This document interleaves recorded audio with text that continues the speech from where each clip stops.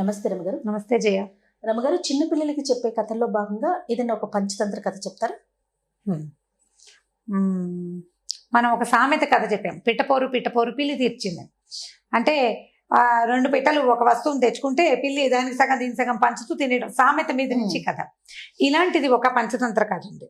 ఇది మనము తెలుసుకోవచ్చు, పెద్దవాళ్ళకు కూడా ఉపయోగపడుతుంది. అంటే లైఫ్ కి అప్లై చేయాలి జయ. పంచతంత్ర కథల్ని కథగా విని వదిలేయకూడదు, మన జీవితానికి అప్లై ఖచ్చితంగా పంచతంత్రాన్ని జీవితానికి అప్లై చేసుకోవాలి. మనం కొద్దిగా ఆలోచిస్తే ఆ కథ మన జీవితాల్లో ప్రతిబింబిస్తూ ఉంటుంది. అన్ని కథలు అంతే. సో పిల్లలకి చెప్పినప్పుడు ఇది పిల్లల కథగా ఎప్పుడూ పంచతంత్రాన్ని భావించద్దు. పంచతంత్ర చెప్పబడిందే జీవితాల కోసం. ఏదో జంతువులు బొమ్మలు కనపడి, జంతువుల పేర్లు కనపడి, జంతువు కథలాగా అనిపించగానే మనం ఏం చేస్తామంటే ఇది పిల్లలది, ఇది పిల్లలది అని అనుకుంటాం. పిల్లలది కాదు పంచతంత్రం. ఈ 5 తంత్రాలు మన జీవితానికి ఉపయోగపడతాయి. మనం మామూలుగా చూడండి, ఏదైనా ఒక పని చేయాలి, ఒకరితోటి ఒక పని ఉంది, వాడితోటి ఆ పని చేయించుకోవాలంటే సామధాన భేద దండోపాయాలు ఉపయోగించాలని చెప్తారు. సామధాన భేద దండోపాయాలు అంటే ఉపాయాలు 4. ఇప్పుడు నేను మీ దగ్గరకు వచ్చాను, మీతో పని చేయించుకోవాలంటే నేనేం చేయొచ్చు? స్వీట్గా మాట్లాడచ్చు, ఒకటి మాట్లాడి పని చేయొచ్చు. ఒకవేళ నేను మాట్లాడినా మీరెవరో నాకు తెలియదు అన్నట్టుగా అవుతారు, మీరు మొహం పెట్టుకుంటే నేనేం చేయొచ్చు? మీకు పరిచయం ఉన్న వాళ్ళని ఇంకొకళ్ళని ఎవరి ద్వారా అయినా నేను మిమ్మల్ని అప్రోచ్ అవ్వచ్చు. ఇప్పుడు ఇది 2 ఉపాయాలు అయినాయి చూసారు. ప్లాన్డ్గా చేయటమే కదా. జీవితం అంతా ప్లానింగ్ తోటే నడుస్తుంది. ఈ సామధాన భేద దండోపాయాలు ఏంటంటే, మొదటిది సామోపాయం, అంటే మృదువుగా మాట్లాడి మామూలు మాటలు. రెండోది దానం, నేను మీకు ఇది చేస్తాను, మీరు నాకు ఇది చేయండి. ఓకే. భేదం, ఇద్దరి మధ్యలో వాళ్ళు చేయమంటున్నారు, మీకు వచ్చు కదా అని అడిగితే వాళ్ళు చేయకపోతే నాకు రాదా అని వీడు తయారవుతాడు. ఇద్దరికి చెడగొట్టి మన పని చేసుకోవటం, 3వ ఉపాయం. 4వది దండోపాయం, చేస్తావా చేయవా అని 2 కొట్టి పని చేయించుకోవటం. దండన అంటే డైరెక్ట్ గా మనమే కొట్టక్కర్లా, వేరే వాడితో దండింపజేసి వాళ్ళతో పై వాళ్ళతో కేకలేయించి, ఇవిడు చేయనంటోందేని మీ ఎండి గారితో మిమ్మల్ని కేకలేయించి పని చేయించుకోవటం, ఇది ఒక ఉపాయం. ఈ 4 ఉపాయాలు జీవితంలో దాదాపుగా ప్రతివాడు ప్రతిరోజు కూడా అప్లై చేయాలి. ఈ ఉపాయాలు పుట్టింది పంచతంత్రంలోనే. నేను అప్లై చేయనంటే లైఫే లేదు. అసలు అప్లై చెయ్యనుంటే చేయకుండా లేదు, అసలు చేయకుండా లేదు. పిల్లల్ని బతిమలాడతాం, స్నానం చేయి, మా నాన్న స్నానం చేయి, నిద్రలేదు స్నానం చేయి, వాడు చెయ్యడు, చేయనంటాడు. స్నానం చేస్తే చాక్లెట్ ఇస్తా అంటావా అనవా? అంటాం. లేదా నాన్నకి చెప్పి, 3వది నాన్నకి చెప్పే ఉపాయం ఉంటుంది, తర్వాత ఉపాయం స్నానం చేయట్లేదని మనమే ఒకటి వేస్తాం, అదో దండోపాయం అయిందా. వాళ్ళు ఎంత చక్కగా వాళ్ళ పక్కింటి వాళ్ళ పిల్లలు స్నానం చేసేసారు, వాళ్ళు ఆడేసుకుంటున్నారు, నువ్వు వాడుకోలేకపోతున్నావు, భేదోపాయం 3వది. స్నానం చేసేసి వాళ్ళు సినిమాకి వెళ్ళిపోయారు, నువ్వు స్నానం చేయకపోవటం ఇంకా అన్నం తినకపోవడం వల్లే నీకు సినిమా లేదు అంటే వాడికి వీడికి డిఫరెన్స్ క్రియేట్ చేసి పని చేయిస్తాం. ఇది ఉపాయం. వాడేమో దండోపాయం, మనమే 2 చెంపకాయలు పీకుతాము, లేకపోతే నాన్నతో తన్నిస్తానని బెదిరిస్తాం. ఈ 4 ఉపాయాలు వాడకుండా, నేను మదర్గా చెప్తున్నాను, మనిషిగా ప్రతివాడు ప్రతిరోజు ప్రతి విషయంలోనూ ఉపాయాన్ని వాడవలసిందే. ఉపాయం లేని వాడిని ఊళ్ళో నుంచి వెళ్ళగొట్టమని సామెత ఉంది. ఉపాయం లేనిదే కుదరదు, ఏదో ఒక ఉపాయం కావాల్సిందే. ఈ ఉపాయాలని మనము పంచతంత్రంలో నుంచి నేర్చుకోవచ్చు. నేను ఒక కథ చెప్తే అది పిల్లల కథగా భావించద్దమ్మా. ఇది నేను తల్లులు, ఇప్పుడు నేను పెద్దదాన్ని, ఇప్పుడు చిన్నపిల్లల తల్లులు అందరూ నా పిల్లలతో సమానమే, వాళ్ళకి క్లియర్గా చెప్తున్నాను. దీన్ని లైఫ్కి అప్లై చేయటం తెలుసుకోండి. ఇది మీ ఉద్యోగాల్లో ఉపయోగపడుతుంది, మీ జీవితంలో ఉపయోగపడుతుంది. ఎప్పుడు దాన్ని వాడాలి, బ్రెయిన్లో ఉంచుకోవాలి. దాన్ని మనం చేస్తే మన పిల్లలకు అలవాటు పడుతుంది. ఇప్పుడు మనము ఎలా ప్లాన్డ్గా బిహేవ్ చేస్తున్నామో అది చూస్తారు కదా. మొదటి రోజు మీ ప్లానింగ్ వాళ్ళకి అర్థం కాదు, మనతో ఉన్న వాళ్ళు కూడా మన ప్లానింగ్ అర్థం కాదు. కొన్నాళ్ళు పైగా ఆమెకు ప్లానింగ్ ఎక్కువ అని మిగిలిన వాళ్ళు తెలుసుకుంటారు 4 ప్లాన్లు చూసే. అంతే కదా. ఒక్కొక్కళ్ళు మీ ప్లానింగ్ ఏమిటో నాకు చెప్పడానికి మీరు నన్ను కథలు అడిగినట్టుగా మిమ్మల్ని ప్లానింగ్ అడుగుతారు జనం. అయితే ఈ కథ చూద్దాం. పంచతంత్ర కథ కదా ఇది. ఒక రోజట ఒక కుందేలు, వర్షంగా ఉన్న ఒక రోజు కుందేలు తను పడుకోవడానికి స్థలం వెతుక్కుంటూ పరిగెత్తింది. చూస్తూ ఉండగా దానికి ఒక చెట్టు తొర్ర ఖాళీగా కనపడింది. ఆ తొర్రలో ఎవరు లేరు, ఖాళీగా ఉందని ఈ కుందేలు ఏం చేసింది, ఆ తొర్రలోకి దూరి పడుకుంది, నిద్రపోయింది. చీకటి పడేసరికి ఒక పక్షి అక్కడికి వచ్చింది. వచ్చి ఈ తొర్ర దగ్గర చూసే, తొర్రలో ఆల్రెడీ చెట్టు తొర్రలో కుందేలు.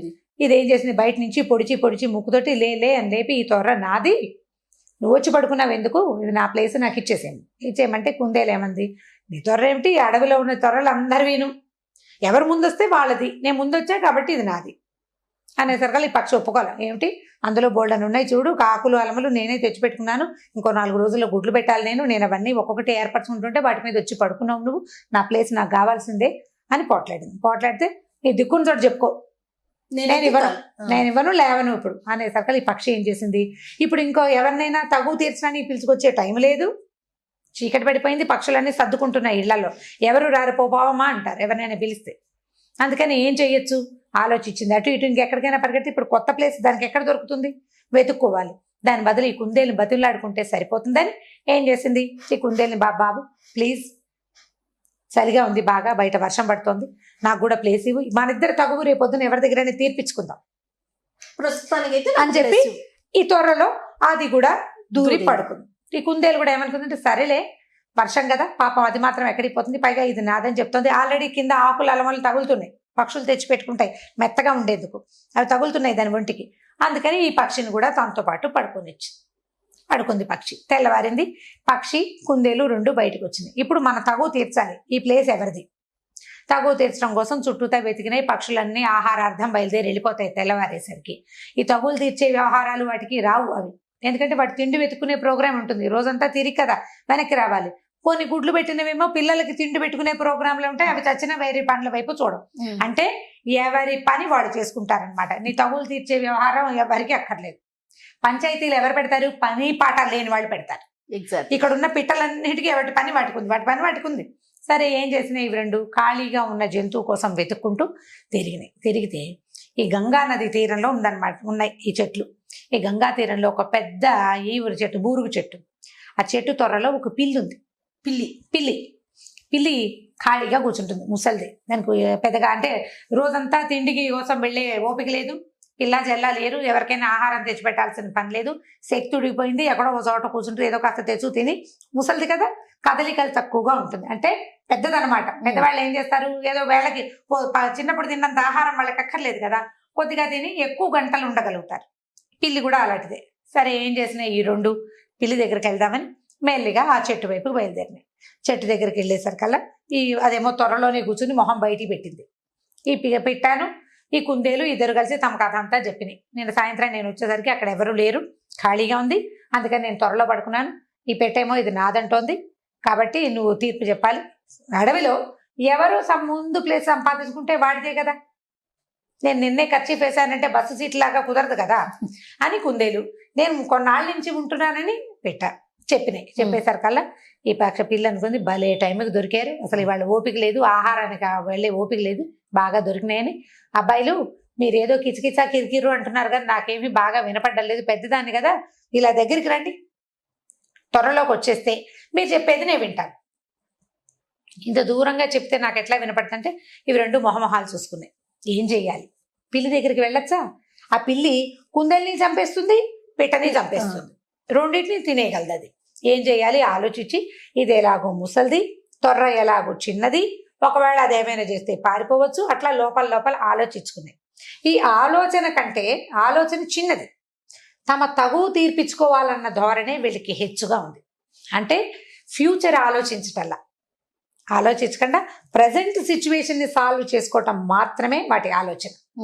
అందుకని ఇవి 2 ఏం చేసినాయి, మెల్లిగా అడుగులో అడుగేసుకుంటూ ఆ త్వర దాకా వెళ్ళి, అనుమానంగా ఉంది కొద్దిగా, బాగా కాదు, తగువే ఇంపార్టెంట్, లోపలికి వెళ్ళినాయి. త్వరలోకి వెళ్ళంగానే ఈ పిల్ల ఏం చేసింది, ఒక కాలేమో ఈ పిట్ట మెడ మీద వేసి దగ్గరికి లాగేసుకుంది, చటుక్కును నోరు తెరిచి ఆ కుందేలు మెడ గట్టిగా పట్టుకుని కొరికేసి, కుందేలు మెడకు తెగిపోయి పడిపోయింది. ఈ కాలి కింద పిల్లి గోళ్ళు మహాపదునుగా ఉంటాయి, ఆ పక్షి మెడ పట్టుకునేసరికల్లా మెడ కాస్త విరిగిపోయింది. చక్కగా ఇది తాపిగా ఆ కుందేల్ని పక్షిని చిన్నది కదా, అది ముందు తినేసి కుందేల్ని రేపటికి దాచుకొని ప్రశాంతంగా మళ్ళీ 3-4 రోజుల తర్వాత తగు తీర్పించడానికి ఎవరు వస్తారోనని వెయిట్ చేస్తూ కూర్చుంది. ఇప్పుడు కథ చూడండి, ఇవి 2 తమ తాత్కాలికమైన తగాదా కోసం ప్రమాదకరమైన పరిస్థితి వచ్చే చోటకి వెళ్ళినాయి. ఇవి ప్రజెంట్ సిచ్యువేషనే తప్పిస్తే ఫ్యూచర్ ఆలోచన లేదు. దీన్ని పిల్లలకు అప్లై చేద్దాం. ముందు పిల్లలు ఎంతసేపు కొట్లాడుకుంటారు, స్కూల్లో కొట్లాడుకుంటారు, టీచర్ దగ్గరికి వెళ్తారు, 2 పిల్లలు కొట్టుకుని టీచర్ దగ్గరికి వెళ్ళంగానే ఆ టీచర్ ఏదో కేకలేస్తుంది, ఏదో చెప్తుంది, తర్వాత వీడికో నోట్సు వాడికో నోటు రాసేసి ఇంటికి పంపిస్తుంది. పేరెంట్స్ని పిలిపిస్తారు. అదే కాకుండా ఈ పేరెంట్స్ రావడము వీలు కుదిరితే కొంచెం నోరు గల అమ్మలక్కలు అనుకోండి, ఇద్దరు మీ అబ్బాయి చేశాడు అని పొట్టాడుకుని పిల్లలు ఆడుకుంటారు, వీళ్ళు మొహమొహాలు చూసుకోకుండా అవుతారు. ఇదొకటి. అక్కడి నుంచి ఈ టీచర్కి ఎవ్రీ టైం ఏ సిచ్యువేషన్ వచ్చినా వీళ్ళిద్దరు ఎప్పుడు కొట్టుకుంటారనే ఉండిపోతుంది ఇంప్రెషన్. తగాదాలు మనలో మనం తీర్చుకోవాలి. ఇప్పుడు పెద్దవాళ్ళ దగ్గరికి వద్దాం. ఇప్పుడు మనం అందరం అప్లై చేసుకోవాలనుకుంటున్నామా? అవును. భార్య భర్త పోట్లాడుకుంటారు చిన్న విషయానికి, దాన్ని వాళ్లే సింపుల్ గా సార్ట్ అవుట్ చేసుకుని, ఒకళ్ళు తగ్గి ఇంకొకళ్ళు పెరిగి, వాళ్ళు తగ్గినప్పుడు మనం పెరిగినప్పుడు రెండో వాళ్ళు తగ్గి చేస్తే సర్దుకుపోతుంది. దీన్ని పెద్దది చేసి మూడో వాళ్ళ దగ్గరికి తీసుకెళ్ళామంటే మనం ఫ్యూచర్ ఆలోచించాం. అమ్మ నాన్న అయ్యారనుకోండి, పిల్లల భవిష్యత్తు, పిల్లల జీవితం, ఎంత రోడ్డు ఎక్కుతాం మనం, మళ్ళీ కలిసి ఉండాల్సి వస్తుంది. ఎలాగో మీ మీద ఉన్న బ్యాడ్ ఇంప్రెషన్, వీళ్ళు ఎప్పుడూ కొట్టుకుంటారు అన్నమాట అలాగే ఉండిపోతుంది. భార్య భర్త ఇట్లా, అక్క చెల్లెళ్ళు వాళ్ళు అంతే, తోడుకోడళ్ళు వాళ్ళు అంతే, అత్తా కోడలు ఎవరైనా అంతే. మనం తాత్కాలికంగా వచ్చిన తగాదాన్ని ఇప్పుడు ఆఫీసులో కొలీగ్స్ కూడా అంతే. ఇప్పుడు ఒకే త్వరలో కుందేలు పక్షి సర్దుకుని పడుకున్నాయి, అదే సర్దుబాటు కొన్నాళ్ళు చేస్తే సరిపోతుంది. మర్నాడు తగాదా తీర్చడానికి మూడో మనిషి దగ్గరికి వెళ్ళేసరికల్లా అది ప్రమాదంగా వాటికి సంభవించింది. మనం చచ్చిపోవనుకోండి, అవి చిన్న పక్షులు కాబట్టి, జంతువులు కాబట్టి. ఇప్పుడు ఈ కథని పెద్ద విషయాలకి అప్లై చేసుకోవాలి, మన జీవితానికి అప్లై చేసుకోవాలి. ప్రతి చోట అంతే చేయాలి. మనం గాడిద ప్లానింగ్ కథ చెప్తున్నామా? ఆ ప్లానింగ్ పిల్లలకేనా? మనకు కాదా? ఖచ్చితంగా మనకు కూడా ప్లానింగ్ కావాలి, మనకి కూడా జాగ్రత్త కావాలి, మనకి కూడా తెలివి కావాలి, పిల్లలకే కాదు. ఇది మొత్తం ప్రతి వ్యక్తికి, మానవులకి అవసరమైన విషయాలు. నీతి కథలన్నీ పిల్లలకి చెప్పడానికి కాదు, నీతి కథలు మనం తెలుసుకోవడానికి కూడా కాదు, తెలుసుకుని అప్లై చేయడానికి, జీవితంలో దాన్ని వాడుకోవడానికి.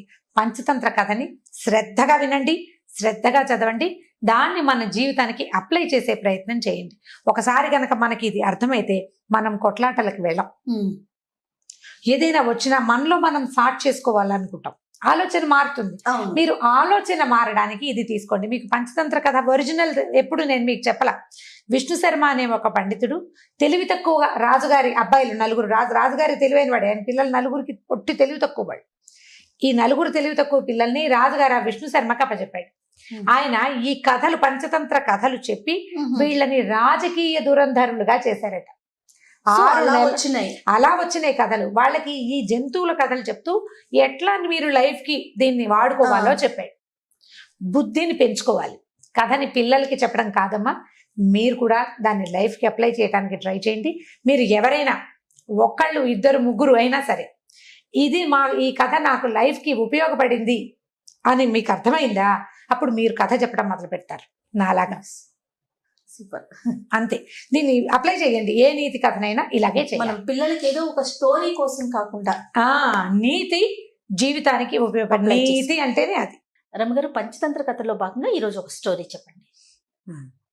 అంటే మనం పంచతంత్ర నీతి కథలు అని చెప్పాం కదా. అవునండి. సో ఈ నీతి కథలు చెప్తాం. మనకి తెలుగులో పద్యాలు ఉన్నాయి.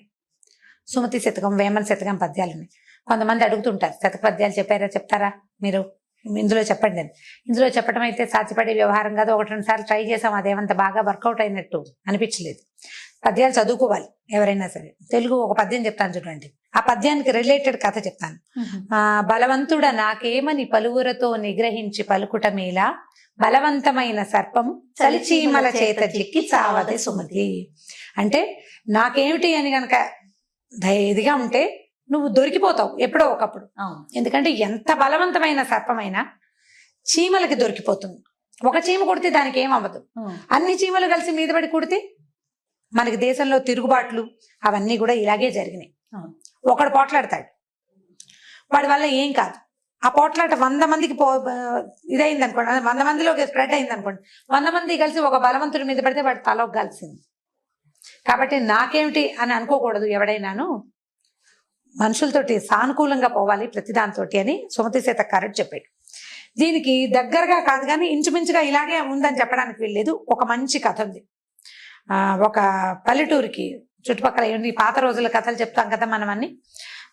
అడవి దారి ఉందట. దానికి ఆ ఊరికి 2 దారులు ఉన్నాయి. అడవిలో నుంచి ఒక దారి, చెరువు పక్క నుంచి ఒక దారి. అడవిలో నుంచి దారి నిజానికి దగ్గర దారి, చెరువు పక్కంటే చెరువు పక్క నుంచి కట్ట మీద నుంచి చుట్టుకుని రావాలి. అయినా కూడా ఈ దగ్గర దారిని ఎవరు తీసుకోకుండా ఈ చెరువు చుట్టుపక్కల నుంచి నడిచేవాళ్ళ బోల్డన్ని కిలోమీటర్లు అంటే బోల్డన్ని మైళ్ళు నడవాల్సి వచ్చేది. ఎక్కువ పర్లంగుల దూరం ఉండేది. ఇది తక్కువ, కానీ వచ్చేవాళ్ళు కాదు. ఎందుకు వచ్చేవాళ్ళు కాదంటే మధ్యలో ఒక పెద్ద పుట్ట ఉందట. ఆ పుట్టలో పెద్ద పాము, చాలా పెద్దది. అసలు అది నోరు తెరిస్తే అంటే అది పడగ తెరిస్తే ఇంత పెద్దది, 5-6 చేతులు కలిస్తే ఎంత ఉంటుందో అంత పెద్ద పడగతోటి ఆ పాము బుసలు కొడుతూ కనపడ్డ వాళ్ళ వెంబడబడి హడలు కొట్టేసేది. హడలు కొట్టేసి ఇక ఏం చేస్తారు జనం, దాంతో ఈ దగ్గర దారిని కూడా వదిలిపెట్టేసి ఇప్పుడు పక్క ఊరు నుంచి ఈ ఊరు రావాలంటే అడవుల నుంచి వస్తే 10 నిమిషాల్లో వచ్చేస్తారు. అలా కాకుండా ఇంకో పక్క నుంచి చెరువు పక్క నుంచి అయితే ఆ 30 గంట పడుతుంది. ఈ 5-10 నిమిషాల దూరాన్ని వదిలిపెట్టేసి ఆ 30 గంట దూరాన్నే తిరిగేవాళ్ళు. అయితే ఒకనాడు ఒక మునీశ్వరుడు ఈ దారిలో నుంచి వస్తున్నాడు, అడవి దారిలో నుంచి. అవతల ఊరు నుంచి ఆ పక్కన ఏదో అడవి ఉంది, అందులో నుంచి ఆ ఊరు దాటారు. అక్కడి నుంచి ఈ ఊరు రావడానికి ఈ అడవి దారిలో వస్తుంటే ఈ పాము బుసలు కొడుతూ ఆయన వెంట పడేసరికల్లా ఆయన కేకలేసాడు పావును. ఏమిటి నువ్వు, ఇదేం పద్ధతి, ఇలా చేయకూడదు, నువ్వు ఇంత పెద్ద సర్పాన్ని తపస్సు చేసుకోవాలి, నీ ఇంత శిరస్సుతోటి నీకు ఊర్ధ్వలోకాలు మంచివి దొరుకుతాయి, ప్రతివాడు మరణించాల్సిందే, ఇవాళ కాకపోతే రేపు. నువ్వేం కూర్చుంటావా ఇక్కడ, నువ్వేం కూర్చోవు భూమి మీద, ఎవరైనా వెళ్ళిపోవాల్సిందే, నీకు టైం వస్తుంది.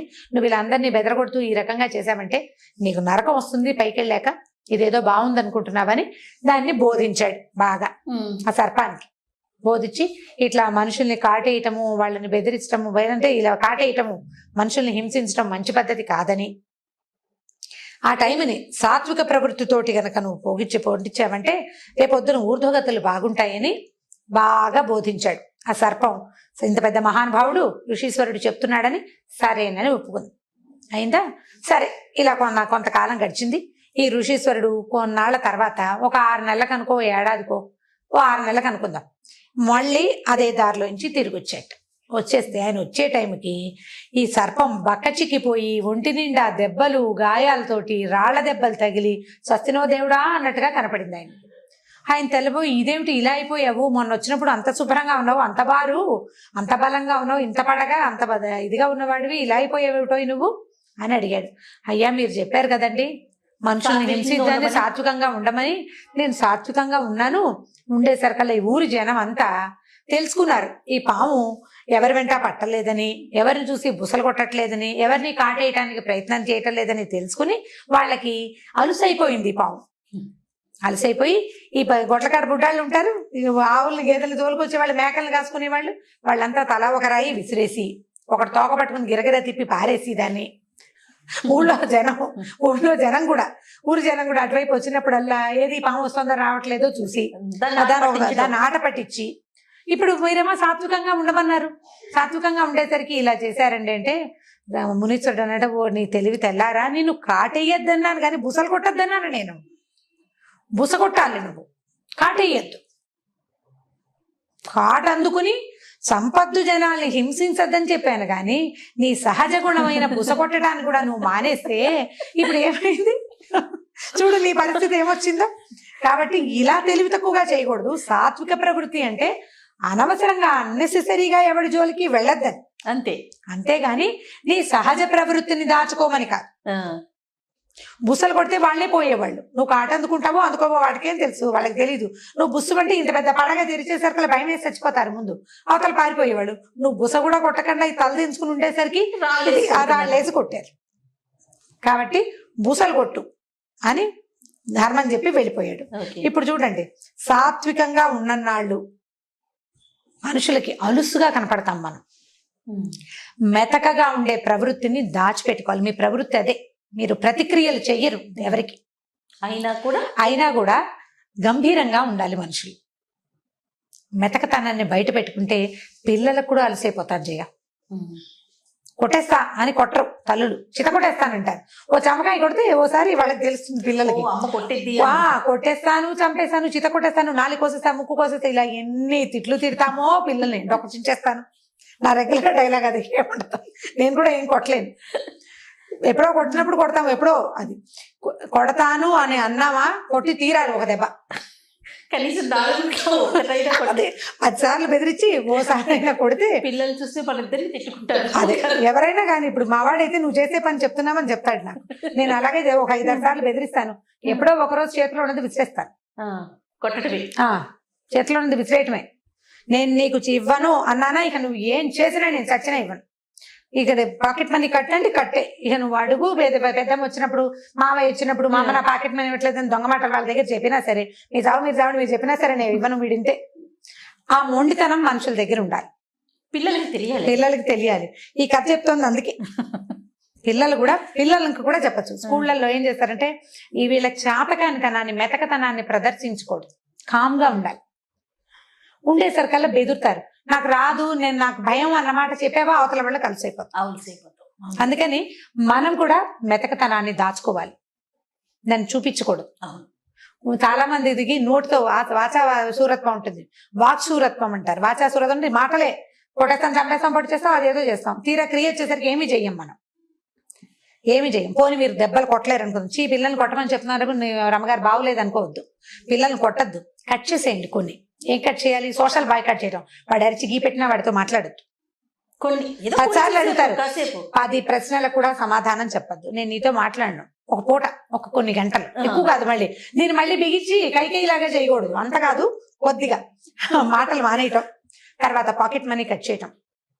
ప్రతి వారం శనివారం ఆదివారం ఐస్ క్రీమ్ ఇప్పిస్తామనుకోండి, ఈ వారం నువ్వు వల్ల చేసావు, నీకు ఇది ఇప్పించను అని మంగళవారం చెప్తే శనివారం దాకా ఆ మాట మీరు గుర్తుపెట్టుకోవాలి,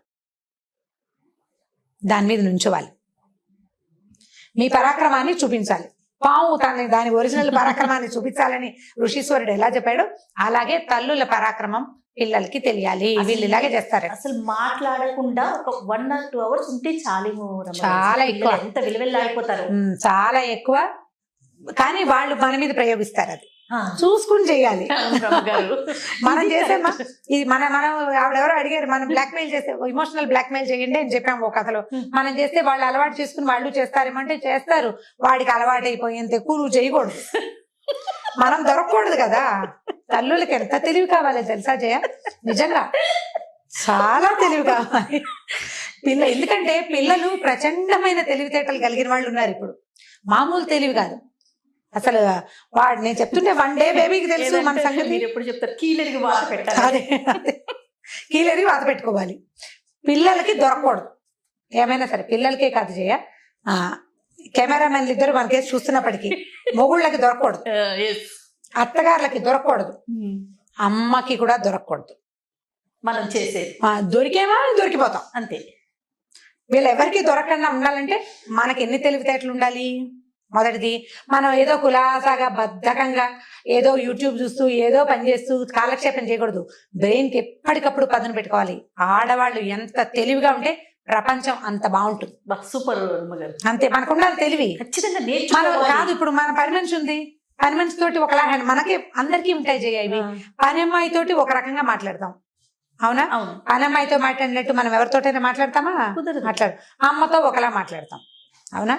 కూతురు దగ్గరకు వచ్చేసరికి అమ్మ దగ్గర మనం గారాలు పోతాం, పిల్లల దగ్గరకు వచ్చేసరికి వాళ్ళ గారాలు మనం భయపడతాం, వాళ్ళ గారాలకి లొంగిపోవాల్సి వస్తుంది. సో ఇప్పుడు ప్రతి వాళ్ళు ఇన్ని పాత్రలు పోషిస్తూనే ఉంటారు. ఇప్పుడు అందరితోటి ఈ ప్లే చేసేటప్పుడు ప్రతిసారి తెలివిగా ప్లే చేయండి. ఋషీశ్వరుడు చెప్పాడు, పరాక్రమాన్ని చూపించద్దు కానీ నీ రకాన్ని చూపించు, నీ సంగతి చూపించు. నీకు పడగుంది, కోర్లు ఉన్నాయి, నీకు విషం ఉంది, నువ్వు ఎప్పుడైనా కాటేయగలవు. ఆ భయం ఉండాలి అవతల వాళ్ళకి. సో ప్రతి స్త్రీ నేర్చుకో, ప్రతి తల్లికి ఈ తెలివితేటలు ఖచ్చితంగా ఉండవలసిందే. పాము కథ చెప్పి మమ్మల్ని పాములాగా మారమంటారంటే పాముకి లాగా మారమంటలేదు. ఋషీశ్వరుడు చెప్పింది, నువ్వు కాటు వేయద్దు, నీ ఒరిజినల్ నేను ఇది చెయ్యగలను అని చూపించాలి. చూపిస్తే అందరూ కంట్రోల్లో ఉంటారు, ప్రపంచం అంతా మన గుప్పెట్లోకి ఉంటుంది. అప్పుడే మనం సరిగ్గా చేయగలుగుతాం.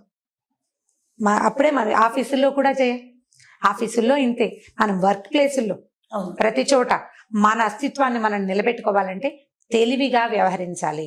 మెతకతనాన్ని ప్రదర్శించకూడదు, దాన్ని దాచుకోవాలి. మనం మెతకైనా కూడా దాన్ని చూపించకూడదు, గంభీరంగా ఉండటం నేర్చుకోవాలి.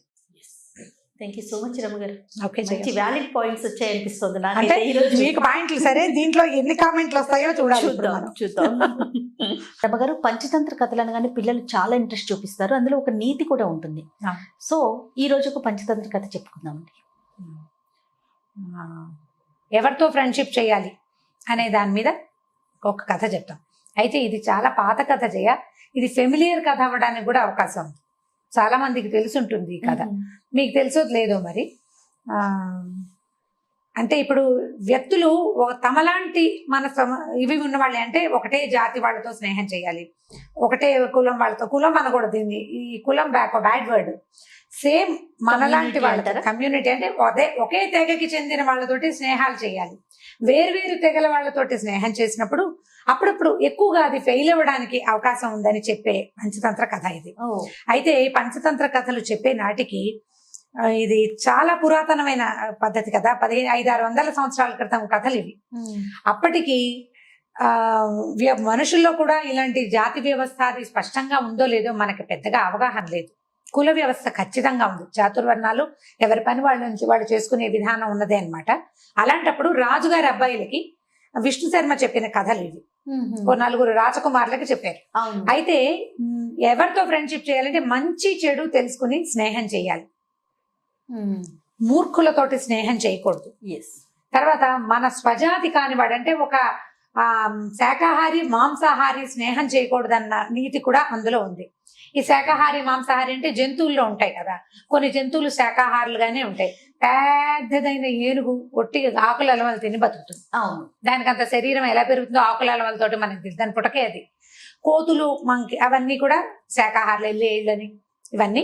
ఇప్పుడు మాంసాహారులు అనేసరికల్లా నీళ్లలో ఉండేవి మాంసాహారులే, పక్షులన్నీ మాంసాహారులే, పెద్ద జంతువులు అంటే నక్క తోడేలు లాంటి సాధారణ జంతువుల నుంచి హైనాలు ఇవి కాకుండా పులుడు సింహాలు మాంసాహారు, ఇవన్నీ మాంసాహారులు. ఇప్పుడు ఒక మాంసాహార జంతువు ఒక శాకాహార జంతువు స్నేహం చేస్తే మాంసాహార జంతువు వల్ల శాకాహార జంతువుకి సమస్య రావచ్చు అని చెప్పే కథ అన్నమాట ఇది. ఇదేంటంటే ఒక కోతెట ఒక చెరువు పక్కన ఉన్న, ఒక నది పక్కన ఉన్న మామిడి చెట్టు మీద ఉండేది. మామిడి చెట్టు మీద హాయిగా రోజు అంటే సీజన్లో ఎండాకాలంలోనే కదా మామిడి పళ్ళు వచ్చేది, అది మార్చి నుంచో మొదలవుతాయి. ఈ నదుల పక్కన ఉన్న చెట్లు త్వరగా పూస్తాయి అంటే ఎక్కువ కాలం ఫలిస్తాయి. పుష్పించడము తొందరగా ఉంటుంది, ఫలించడము ఎక్కువ కాలం ఉంటుంది, ఈల్డ్ ఎక్కువ ఉంటుంది కదా నీటి యువక ఉండేసరికి. అయితే ఈ మామిడి చెట్టు మీద ఉండే కోతి అది మార్చి నుంచి, అంటే మనకి ఇక్కడ పచ్చకాయలు వచ్చే టైంకి దానికి పళ్ళు వచ్చేసేవి. ఆ పళ్ళు తింటూ ఉండేది మార్చి నుంచి. అట్లా ఎండాకాలం వెళ్ళేదాకా మళ్ళీ ఇంచుమించు ఆషాఢం శ్రావణం వచ్చేదాకా మామిడి పళ్ళు తినేది. అయితే ఇది మామిడి పళ్ళు సగం తిని పడేసి ఒక పండు వస్తుంటే రెండో పండు కింద పడిపోయి నది మొదట్లో నది ఒడ్డున పడుతుండేవి. ఆ నదిలో ఒక మొసలి ఉండేదట. ఆ మొసలి ఈ పడిన మామిడి పండును తిని చూసింది, ఎంతో బాగుంది. సహజంగా మొసలి మాంసాహారి, శాకాహారం కూడా తినేదేమో. ఇప్పుడు శాకాహారి కాదండి మొసలి, అసలు పళ్ళు తింటూ మీరు పిచ్చి కథలు చెప్తున్నారని నన్ను అడగకూడదు, ఎందుకంటే కథ ఇలాగే చెప్పాడు ఆయన. ఇది మీరు మేము అనుకుని చెప్పే కథ కాదు కదా, ఇది అంటే ఒక నీతిని మనకి ఇంజెక్ట్ చేయటం కోసం చెప్పబడిన కథ కదా. ఈ మొసలి ఇక మామిడి పళ్ళు తినేది, తింటుంటే చాలా బాగున్నాయని కోతికి చెప్పింది. కోతి ఏం చేసింది, అప్పటి నుంచి కొంచెం స్నేహం చేసుకున్నాయి అనమాట రెండు. ఈ రకరకాల పళ్ళు తను కోసుకుని తింటున్నప్పుడల్లా ఓ పండు కిందకి పడేస్తుండేది. అడవిలోకి వెళ్ళి జామ పళ్ళు తెచ్చు తినేది, ఓ 2 జామ పళ్ళు మొసలికి కూడా తెచ్చిచ్చేది. ఇలా తీయటి పళ్ళు తింటూ ఉండేది మొసలి. అయితే ఇలా రోజులు గడుస్తూ ఉండగా ఒకసారి చాలా పళ్ళు, పెద్ద గాలి వాన వచ్చి పళ్ళు ఎక్కువ రాలిపోయింది. కోతి మొసలి తినగలనని తిన్నాయి. కోతి అంటే ఒక కోతే ఉండదుగా, చుట్టుపక్కల పోవడం కోతులు ఉండుంటాయి, అవి ఇవి అన్ని తినేగా కూడా కొన్ని పళ్ళు ఉండిపోతే ఈ మొసలి ఏం చేసింది, ఈ పళ్ళని తన భార్యకి తీసుకెళ్ళిందట. దేనికైనా మగదానికి ఆడది ఉండాల్సిందే కదా, తన ఆడ జంతువుకి పట్టుకెళ్ళింది మొసలి కోసం. పట్టుకెళ్తే ఆ మొసలి ఆడ మొసలి తిని చూసింది, ఎంతో బాగుంది, ఎంత బాగుందోనంటే అప్పటి నుంచి ఇది కోతి నా ఫ్రెండ్, మేమిద్దరం కబుర్లు చెప్పుకుంటున్నాము, అక్కడ చెరువు ఒడ్డున మాట్లాడుకుంటున్నాం, ఈ నది ఒడ్డున అని చెప్పేది. అక్కడి నుంచి ఈ ఆహారం పంచుకుని తినడం వల్ల స్నేహం ఏర్పడుతుంది. ఇవి రెండు బాగా ఆ కబుర్లు ఈ కబుర్లు, చెరువులో ఇంతలు విశేషాలు, నదిలో ఉన్నవి, నీళ్ళలో ఉండేవి అన్ని మొసలు చెప్పేది, అడవిలో ఉన్న విడ్డూరాలు అవన్నీ కోతి చెప్తుండేది, మాట్లాడుకునేవి. ఇలా ఎక్కువసేపు కబుర్లు చెప్పుకుంటూ భార్య దగ్గరికి వెళ్ళేది కాదట ఈ మొసలి. వైఫ్ తో స్పెండ్ చేసే టైం తక్కువ, ఫ్రెండ్ తో స్పెండ్ చేసే టైం ఎక్కువ. ఇలా అయ్యేసరికల్లా ఆడ మొసలికి కోపం వచ్చింది. ఎంతసేపు వెళ్ళి ఆ నది ఒడ్డున అక్కడ కూర్చొని ఉంటాయి. అయితే చెప్పింది, ఇదేం చేసింది, ఇది కోపం వచ్చేసిందట ఈ ఆడ మొసలికి. ఇది ఎంతసేపు అక్కడ మాట్లాడుతుంది, నా దగ్గరికి రావటం లేదు వీడని చెప్పేసి ఏం చేసిందంటే ఈ మొసలికి ఏం చెప్పింది, నువ్వెంత తియ్యటి పళ్ళు తెస్తున్నావు, నీకు ఇంత తీయటి పళ్ళు ఇచ్చే నీ ఫ్రెండ్ ఉన్నాడు చూడు, వాడు ఎంత గొప్పవాడు, వాడే ఇస్తాడు పళ్ళు, ఎందుకంటే నువ్వు కోసుకోలేవు కదా చెట్టుకి. అంత తీయటి పళ్ళని తిని రోజు అవే తిని బతికే వాడి గుండె ఎంత తీయగా ఉంటుందో, ఆ గుండెని నాకు రుచి చూపించు అని అడిగింది. ఇప్పుడు గుండెని రుచి చూపిస్తే అది ఉంటుందా, జంతువు చనిపోతుంది, ఉండదు. ఈ మొసలి సరేనని ఒప్పుకుంది, బుర్ర లేదు దానికి. అది సరే, భార్య 2 సార్లు 3 సార్లు ఆ కోతి గుండె కోసం అడుగుతూనే ఉండేది, తీసుకురావా అంటే ఈసారి అని కొన్నాళ్ళు నడిచింది. తర్వాత ఒక రోజు మాటల మధ్యలో తన భార్య ప్రస్తావన వచ్చినప్పుడు, మా ఆవిడ నేను ఎప్పటి నుంచో తీసుకురమ్మంటుందో నేను చూస్తానంటుంది అని కోతిని అడిగేసరికల్లా కోతది దానిదేముంది, వస్తా పదా నన్ను తీసుకెళ్ళు అని చెప్పేసి ఈ మొసలి వీపు మీద కూర్చుంది కోతి. ఈ రెండు మరి కోతి పెద్దగా ఈత కొట్టడాలు అవి రావు దానికి. మొసలి వాళ్ళ ఆవిడ అక్కడెక్కడ ఉంటుంది అంతఃపురంలో, ఇవి వెళ్ళాలి కదా ఇక్కడి నుంచి. ఈ మొసలి మీద ఎక్కింది. మొసలి మీద ఎక్కితే ఈ మొసలి కొంచెం ముందుకెళ్తుండగా ఏం చెప్పిందంటే, నువ్వెంత మంచివాడు పోయి, నీ అంత మంచివాడు ఎవడైనా ఉంటాడా, అందుకే నీ గుండె తీయగా ఉంటుందని మా ఆవిడకి తెలుసు అనేసరికల్ కోతికి గుండె లటక్కమంది. అర్థమైంది, అమ్మో ఇదేదో పెట్టుకుందిరా మనసులో అని అనుకుని, ఏమిటో నా గుండె రుచిగా ఉండటం ఏమిటి, నేనే రుచిగా ఉంటానంటే, అవునట నా భార్య చెప్పింది అందుకే నేను తీసుకురమంది, నీ గుండె తినాలనుందో ఆమెకంటే. అయ్యో అలాగా, భలేవాడివి. వెంటనే కోతి తెలుసుకుంది అనమాట. నేను వెంటనే మాట మార్చేసి, భలేవాడివి, ముందే చెప్పద్దు, నా గుండె చెట్టు మీద పెట్టొచ్చాను అని చెప్పేసరికల్లా మొసలుంది, నిజమా గుండె చెట్టు మీద పెడతారంటే, నాకు 2 గుండెలు ఉంటాయి, ఒక గుండె చెట్టు మీద పెట్టుకుంటా, 2వ గుండె నేను నా దగ్గర ఉంటుంది. ఇప్పుడు నేను తిరగాలి కదా, వెళ్ళి నీకు మీ ఆవిడ కావాలంటే ఏముంది, వెనక్కి వెళ్ళి చెట్టు మించి గుండెకాయ తీసుకొస్తాను, మామిడికాయలతో పాటు గుండెకాయ కూడా చెట్టు మీదే ఉంది, ఆ కాయ తీసుకొచ్చానంటే ఎంచక్క మీ ఆవిడకి ఇచ్చేసేయచ్చు, పద వెనక్కి వెళ్దామని చల్లగా వెనక్కి తిప్పించింది. ఎంత అమాయకపు మొసలి. మొసలి మూర్ఖత్వం అనమాట, కోతి తెలివి కదా. సరే, ఇద్దరు వెనక్కి వెళ్ళారు. కోతి చక్మని చెట్టెక్కి, ఓరి పిచ్చివాడా, నువ్వెంత మూర్ఖుడివి, నా గుండె తింటే నేను బతుకుంటానా, నీ స్నేహితుడిని చంపడానికి నీ భార్య ఎత్తు వేసింది అనే విషయం నీకు తెలియదంత మూర్ఖుడివి నువ్వు. ఒక ప్రాణికి 2 గుండెలు ఉంటాయి అని కూడా నీకు తెలియదు, నువ్వు అంత మూర్ఖుడివి. నీలాంటి మూర్ఖుడితోటి కనుక స్నేహం చేస్తే ఇక నేను నా పని ఎప్పటికప్పుడు ఇలాగే నేను సూపులో పడుతూ ఉంటాను. మూర్ఖులతోటి స్నేహం చేయకూడదు. పైగా నీ బుద్ధి వేరు, నా ఇది వేరు. ఇప్పుడు నా మీద నీ కోపం రాగానే నువ్వు నోరు తెరిచి పళ్ళతో పట్టుకున్నావా, నేను చచ్చిపోతాను. తెలియక పొరపాటున నా జాతి కాని వాడివి, మాంసాహారివైన నీతోటి స్నేహం చేశాను, నీతో ఇంకెప్పుడు స్నేహం చేయను, నువ్వు నన్ను పిలవద్దు, నేను నీ దగ్గరికి రానని చెప్పేసి ఆ మామిడి చెట్టు దిగి ఇంకో పక్కకి వెళ్ళిపోయింది. మొసలి ఏం పరిగెత్తినా దాన్ని పట్టుకోలేదు. నీటి మీద స్పీడ్ గా వెళ్తుంది కానీ నేల మీద అంత బాగా నడవలేదు కదా, చెట్లెక్కలేదు. కోతిని పట్టుకోవడం దాని వశం ఉండదు. అయ్యో అని తల బాదుకుని ఈ భార్య మాటలకి ప్రలోభపడి అనవసరంగా అమ్మాయి ఏదో ముద్దుగా చెప్పిందని అనుకున్నాను కానీ నా స్నేహితుడిని దూరం చేస్తుందని నేను అనుకోలేదు. ఇలాంటి తెలివి తక్కువ పని చేసినందుకు వృధాగా స్నేహాన్ని పోగొట్టుకున్నానని బాధపడుతూ మొసలి వెనక్కి వెళ్ళిపోయింది. ఇంకా ఎప్పుడు కోతులు నీటిలో ఉన్న జంతువుల జోలికి వెళ్ళలేదట ఆ తర్వాత. దీంట్లో నీతి ఏంటంటే, స్నేహితుల నుంచి దూరం చేయడానికి భార్యలు కూడా ప్రయత్నిస్తారు అనేది ఒక నీతి ఒకటి. తర్వాత మన జాతి కన్వర్డ్ అంటే మనలాంటి లైక్ మైండెడ్ పీపుల్ తోటే స్నేహం చేయాలి, కానీ జాతి అంటే ఇందులో వెంటనే వేరే అర్థాలు వచ్చేస్తాయి. అంత విపరీత అర్థం ఏం లేదు. లైక్ మైండెడ్ పీపుల్ తోటి, ఒకటే రకమైన ఆహార విహారాలు ఉన్న వాళ్ళతోటి స్నేహం చేయాలి. ఇప్పుడు మనం చూడండి, ఈ ఇంటర్నెట్ లో ఫ్రెండ్షిప్, ఇప్పుడు ఫేస్బుక్ ఫ్రెండ్షిప్ చేస్తారు. ఈ ఇండియాలో ఉన్న అమ్మాయి ఫారెన్ లో, సౌదీ అరేబియాలో ఎక్కడో ఉన్న అబ్బాయి, వీళ్ళిద్దరికి ఫ్రెండ్షిప్. వాడు ఏదో చెప్తాడు, నాకు 30,000 కావాలి, 25 లక్షలు కావాలి, 20 లక్షలు, 5 లక్షలు కావాలంటే వాళ్ళని నమ్మి అకౌంట్లలో వేసేస్తున్నారు డబ్బులు. అవునండి. ఇప్పుడు వాడెవరో జాతి, నేనెవరో జాతి అనే ఇంగితం ఉండడం లేదు. ఇప్పుడు మన దగ్గర లోకల్ జాతుల గురించి కాకుండా ఇలా విపరీతపు జాతుల గురించి జాగ్రత్త పడాలి కదా, జాగ్రత్త పడాలా. సో ఇలాంటి వాటిని స్నేహం చేసేటప్పుడు ఎలాంటి వాళ్ళతోటి స్నేహం చేయాలి.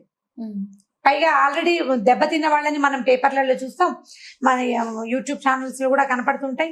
అసలు సోషల్ మీడియాలో ఒక పెద్ద దుమారం లాగా రేగుతుంది. మళ్ళీ అదే పని ఎందుకు చేస్తారో జనాలు అర్థం కాదు. మళ్ళీ అవే పని చేస్తారు. ప్రతి వారం 10 రోజులకు ఒకసారి ఓ అబ్బాయి మోసపోయాడు లేదా ఓ అమ్మాయి మోసపోయింది దూరపు స్నేహాల వలన. ఫేస్బుక్ లో ఫ్రెండ్షిప్, ఫేస్బుక్ లో నాకు వచ్చింది, ఎవరో వచ్చారు, ఓ రిక్వెస్ట్ పెట్టాం, ఓకే అన్నాం, బాగానే ఉంది. ఎందుకు ముందుకెళ్తాము, వాడు ఏదో పెట్టాడు బాగుందను, దాని మీద ఎందుకు ముందుకెళ్తాం? ఎందుకు ముందుకెళ్ళాలి? నీకు ఇంకా మాట్లాడడానికి మనుషులు లేరా? మెషిన్లతో ఎందుకు మాట్లాడాలి? ఎప్పుడు ఫోన్లోనో లేకపోతే ట్యాబ్తోనో కంప్యూటర్తోనో ల్యాప్టాప్తోనో ఉంటే మనం మానవ సంబంధాలని మెషిన్ల ద్వారా ముందుకు తీసుకెళ్లేసరికి మనకి తెలియకుండా పోతుంది. అదే నువ్వు నీ పక్క ఇంటి వాడితోటి ఫ్రెండ్షిప్ చెయ్యి, వాడి తరహా ఏమిటో, వాడి వేషం, వాడి రకం మీకు కనపడుతూ ఉంటాయి కదా కంటికి, అప్పుడు వదిలేయచ్చు మొదటే. ఇప్పుడు వేరే దేశంలో ఉన్నవాడితో స్నేహం చేసేటప్పుడు వదిలేసే అవకాశానికి నీకు అవకాశం ఏది వదిలేయడానికి? తెలియదు, నీకు అర్థం కాదు. అసలు మంచో చెడో తెలియదు కదా. మంచో చెడో తెలియదు. నీకు లైవ్ గా చూడని దాన్ని ఎలా నమ్ముతాం? మనం నమ్మలేకపోతాం. ఈ విష్ణు శర్మ చెప్పిన ఏనాడో చెప్పిన పంచతంత్ర కథలు ఇప్పటికీ అప్లై అవుతున్నాయి జయ. ఇప్పటికీ తెలివి తక్కువగానే ఇప్పటికీ మోసపోతూనే ఉన్నారు జనం. ఈ కథలన్నీ కూడా మీరు మోసపోకండి, ఎవరైనా మోసపోతున్నారని తెలిస్తే వాళ్ళని హెచ్చరించండి అని చెప్పడానికి. దయచేసి ఈ కథలో నీతిని తీసుకోండి. ఏ కథ అయినా ఒక వర్డ్ ఎక్స్ట్రా వెళ్ళంగానే ఇది ఈ ఫలానాది చెప్పద్దు, ఫలానాది చెప్పండి, చెప్పిన గుడ్ కంటెంట్ ని మీరు తీసుకోలేకపోతున్నారు. ఇది ఫలానా మాట అనకూడదు అన్న ఉద్దేశంలో ఉండకుండా ఉండండి, ఒక తెలియజేయండి. అంత ఎక్కువ తీవ్రంగా దాన్ని తీసుకోవద్దు. మొత్తం స్టోరీని వదిలేస్తున్నారు. కామెంట్ రూపంలో కూడా కొన్ని చూస్తుంటే కథలు వదిలేస్తే బాధ అనిపిస్తుంది రమ్మగారు, నాకు కూడాను. ఎందుకంటే ఇప్పుడు ఒక జాతి అనేది ఒకటి, అంటే అది కథలో ఉన్న విషయం మనం చెప్తున్నాం. అది ఒక రమ్మగారు లేదా ఒక జయాను క్రియేట్ చేసింది. అంటే ఇప్పుడు దాకా చెప్పిన మొత్తం కథలన్నీ కూడా నేను చదివినవే గాని వీటిలలో ఒక్కటి కూడా సొంత కథ కాదు, నేను రాసిన కథలు కాదు కదా. ఇప్పుడు నేను రాసిన కథలు నేనే చెప్పిందంటే నేను ఒక్కదాన్నే కనుక చెప్పిన కథలు, నేను మాట్లాడినవి, అవి నా సొంత భాష. ఒక చిన్న కంటెంట్ తీసుకుని దాని మీద నేను అల్లింది తప్ప అది ఏది నా సొంతం కాదు. ఇప్పుడు కథలు మహామహులు రాసినవి, పెద్దవాళ్ళు ఎప్పటి కథలు వదిలేస్తున్నారు.